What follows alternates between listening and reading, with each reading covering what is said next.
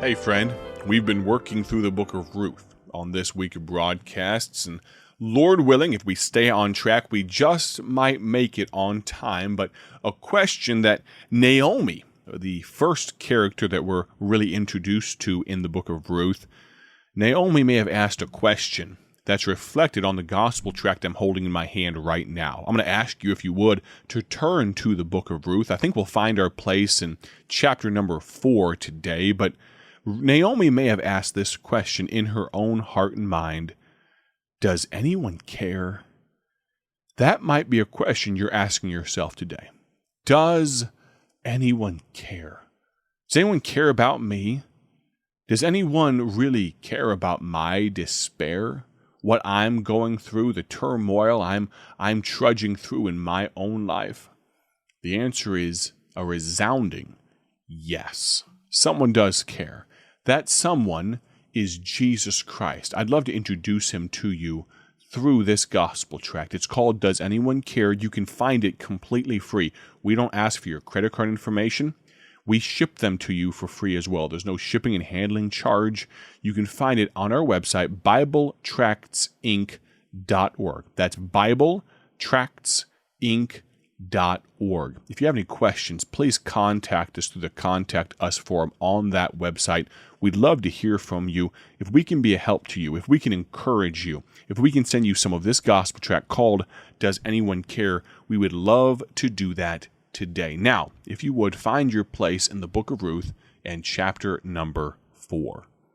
Of course, through the book of Ruth, we've learned that not only has God brought us to where we are in purpose, and I gave a personal anecdotal illustration of my wife dealing with a severe health crisis, a tumor that was wrapped around her spine that reduced the use of her legs to effectively useless. We had a 2-story home at the time. We found out at 11:48 p.m.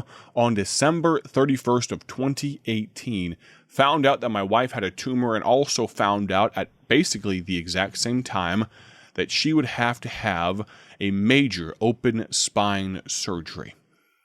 That surgery, it was scheduled for January 1st, 2019, the very next day. All of this came to a head so very quickly, and through it all, God had brought us to where we were on purpose. But just like Naomi and just like Ruth, who were brought to where they were on purpose, even through the loss of loved ones and the pain and the grief, they were also blessed on purpose, just like we were. My wife went through that surgery. She is and was such a trooper, such a soldier, so strong. I don't know if I could have dealt with it. Realize she had the surgery 4 days after she had given birth to our second child. And then she goes from weeks in ICU. She goes to weeks, months in rehab, all of these things, and through it all, God blessed us on purpose. If you'll allow me, let's pick up the biblical account, the book of Ruth, in chapter number 4. I realize that those of you that were with us yesterday were skipping over, to some degree, wide swaths of phenomenal scripture here in the book of Ruth, chapter number 4, but there's a particular purpose for it. Let's look at Ruth, chapter 4, in verse number 1. Then went Boaz up to the gate, and sat him down there. And behold, the kinsman of whom Boaz spake came by, unto whom he said, Ho, such a one, turn aside, sit down here. And he turned aside and sat down. I know this is coming at you quick, but let's give some context. Remember, Naomi, her husband, her 2 sons, they went to the country of Moab because of a famine in Bethlehem. They were there for 10 years, and during the which time her 2 sons had taken wives of the Moabites, of 2 women, Orpah and Ruth. During that 10 years, her husband, Elimelech, her 2 sons died. Naomi's grieving. She starts to come back home, and she tells those 2 young ladies, Orpah and Ruth, go back to your people. Orpah does, but Ruth stays with her. And Ruth and Naomi come into the city of Bethlehem, this small town, and Naomi is grief-stricken.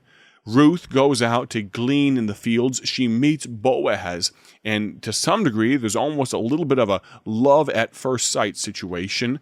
And Boaz is very kind to her. Through these things, it comes to light that Boaz has an opportunity to be what's called a kinsman redeemer. What that means is because Elimelech and his 2 sons had died, someone was needed to help carry on the name of Elimelech, help carry on the genetics, help carry on the family line, if you will. And the only way for that were to happen, of course, Naomi being beyond childbearing years at this time, would be for a good man, a kinsman redeemer, to take Ruth as his wife and to carry on that line. But the issue was there was one man who was nearer kinsman, who was, if you will, he had right of first refusal. He was related in such a way that he would have the opportunity to turn down or accept that responsibility first before Boaz, but realize, more tantalizing to this other gentleman, was the fact that there was going to be a land sale involved. Now, understand the constraints of a radio program and these 15 minutes that we have together Monday through Friday don't allow me to fully explain how this works, but suffice it to say that this land sale was very enticing to this gentleman, and that's where we pick up Boaz, a shrewd businessman. Let's read verse number 1 together again. Then went Boaz up to the gate, that was the place of business, and sat him down there. And behold, the kinsman of whom Boaz spake, this nearer kinsman, the one that had the right of first refusal, he came by, unto whom he said, Boaz said, Ho, such a one, turn aside, sit down here. And he turned aside and sat down. And he took 10 men of the elders of the city, and said, Sit ye down here. And they sat down. These are going to be the witnesses, if you will. And he, Boaz, said unto the kinsman, Naomi, that is come again out of the country of Moab, selleth a parcel of land, which was our brother Elimelech's. And I thought to advertise thee, saying, Buy it before the inhabitants and before the elders of my people. If thou wilt redeem it, redeem it. But if thou wilt not redeem it, then tell me, that I may know. For there is none to redeem it beside thee, and I am after thee. And he, this nearer kinsman, the one that had the right of first refusal, his snap response. He was so taken with the idea of purchasing this land, probably effectively doubling his land holdings. What does he say? I will redeem it. I want it. I'll take it. Where do I sign? Let's shake on it right now. Verse number 5. Boaz lets the other shoe drop, as it were. Then said Boaz, this is chapter 4, verse number 5 of the book of Ruth. Then said Boaz, What day thou buyest the field of the hand of Naomi, thou must buy it also of Ruth the Moabitess, the wife of the dead, to raise up the name of the dead upon his inheritance. Well, this is some pretty bold small print. This is a big situation. This addendum to the deal just might be a deal breaker. Verse number 6. And the kinsman said, I cannot redeem it for myself. He turns on a dime. Why, though? Was he having second thoughts about the land? Did he realize that he wasn't going to be able to handle the logistical challenges of harvesting 2 fields at the same time? It was going to be some situation where his business would not be able to handle it. The tax write-offs wouldn't be correct. What was the reason that he changed his mind so quickly and suspiciously after Ruth the Moabitess? The outsider, the foreigner, the alien, the stranger was brought up. All of a sudden, he changed his mind. The kinsman said, verse 6, I cannot redeem it for myself, lest I mar mine own inheritance. Redeem thou my right to thyself, for I cannot redeem it. Would you think about that for just a moment? Everything was, how do they say, hunky-dory. Everything was peachy keen. Everything was A-OK, smooth sailing. He was very interested as long as it was about the land. But all of a sudden, when Ruth's name was brought up, I wonder how quickly his expression changed, his countenance shifted. All of a sudden, I'm sorry, no, I can't redeem it. I might, what? I might mar mine own inheritance. That woman is Moabitish. I can't marry her. I can't have half-breeds as children. I can't do it. I'm so very glad. Think about this for a moment. When God robed in human flesh, Jesus Christ, some 2,000 years ago, came down from his immaculate home in glory.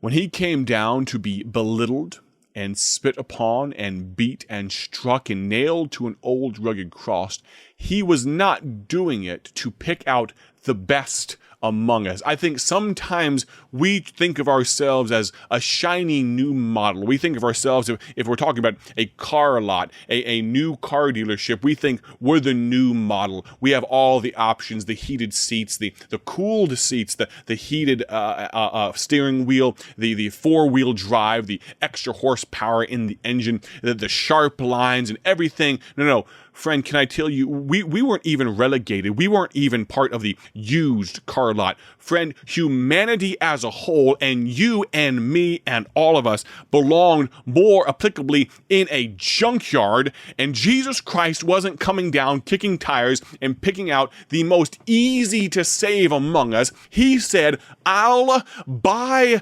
them all. Not only has God brought you to where you are on purpose, he's blessed you on purpose, but my friend, he has also, get this if you will, he bought you on purpose. And aren't you so glad he did? Have you ever bought something that had buyer's remorse? Usually you don't have that feeling until as soon as the return policy expires. You know what I'm talking about? If the return policy is 30 days, you realize on day 31, right?